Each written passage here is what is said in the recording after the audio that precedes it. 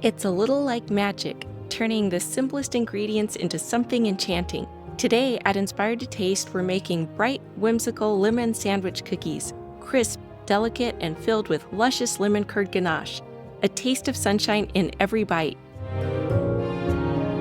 This lemon pâte sucrée is the kind of dough that's deceptively simple, but once it's mixed and rolled, it transforms into something really special. Crisp edges, a delicate snap, and that buttery melt-in-your-mouth texture that makes it perfect for sandwich cookies. We'll begin by zesting one whole lemon, which is about 5 grams of zest. A great trick to get the most flavor out of lemon zest is to pulse it with your sugar in a food processor. So I'm adding 80 grams of powdered sugar to my mini food processor, followed by the zest.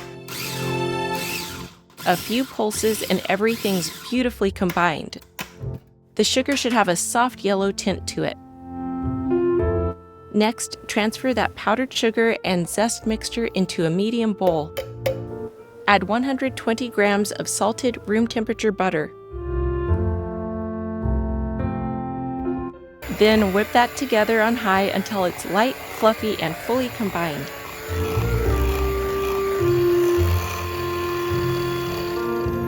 Look at that gorgeous soft texture. To this, add 30 grams of almond flour and 2 grams of salt.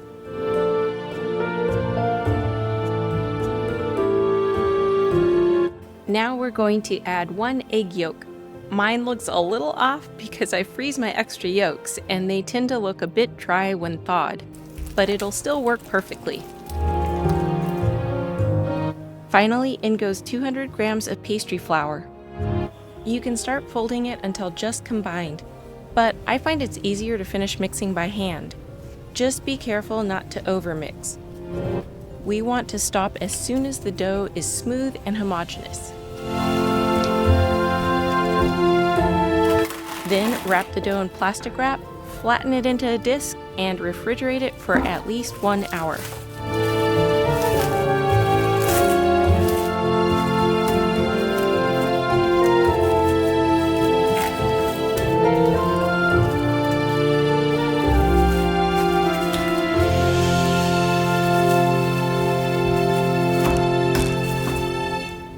Once the dough is chilled, roll it between 2 sheets of parchment paper to about 1/8 inch thickness.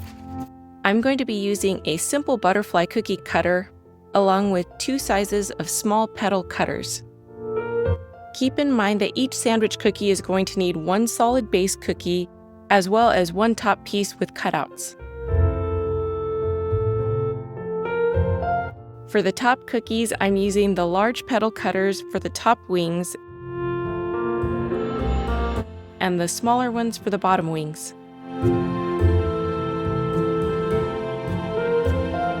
If the dough gets too soft while you're working with it, just pop it into the freezer for about 10 minutes to firm up before continuing. We're going to bake these at 320 degrees Fahrenheit for about 12 to 15 minutes, or until the edges are firm and golden brown. Let them cool for about 10 minutes, then you can transfer them to a wire rack to finish cooling. These cookies are meant to be thin and crisp, making them perfect for a delicately textured bite once everything's been layered together. Now it's time to make the lemon curd ganache, a silky smooth filling where sweet white chocolate meets bright tangy lemon. The result is perfectly balanced, rich and creamy with just the right touch of tartness. It's the kind of flavor that feels as if it's been plucked straight from a fairy tale garden. We'll start with 20 grams of fresh lemon juice, followed by 6 grams of lemon zest, a 1/4 teaspoon of fine sea salt, 1 whole egg,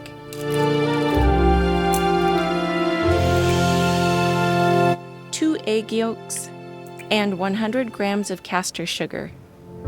Whisk everything together over a bain-marie until it reaches about 82 to 84 degrees Celsius. If you don't have a thermometer, just run your finger through the mixture on your spatula. If the line stays in place, it's ready. Go ahead and remove that from the heat and add 200 grams of couverture white chocolate chopped into small pieces to a medium bowl.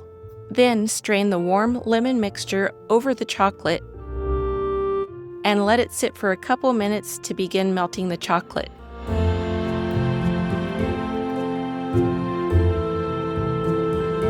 Then stir gently until it's smooth and fully combined. While it's still warm, we'll add 80 grams of room temperature unsalted butter,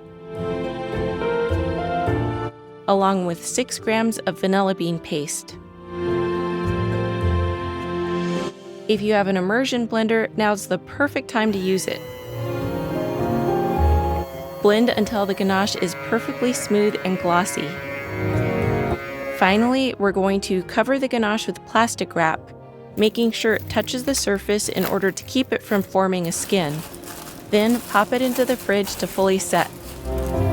These cookie decorations are inspired by the soft, delicate textures of butterfly wings, frilly lace, and blossoming petals. We'll start with piping consistency royal icing to outline the cutouts.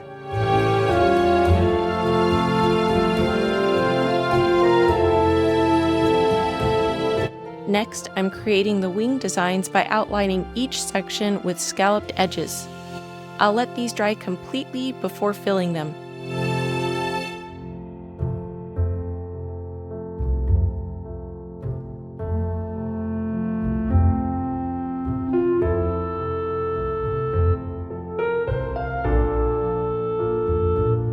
For the head and body, I'm using hybrid consistency icing. It's the perfect balance for clean, defined lines and a nice puffy fill. To fill the wings, I'm switching to a very thinned out royal icing, about the consistency of a thin glaze. Just a dollop in each section, and then I'm using a soft paintbrush to gently spread it out, creating the sheer, delicate look of lace.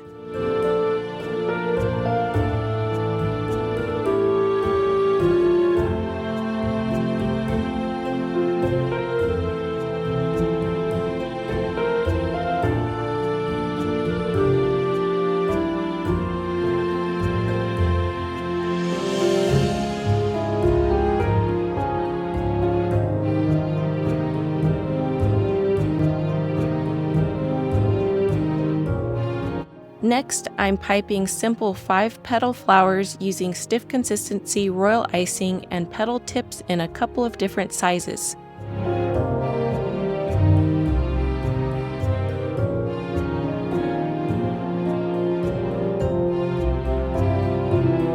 Once those are completely dry, I'm adding a bit of royal icing to the centers and dipping them in tiny dragée sprinkles for a little bit of added texture.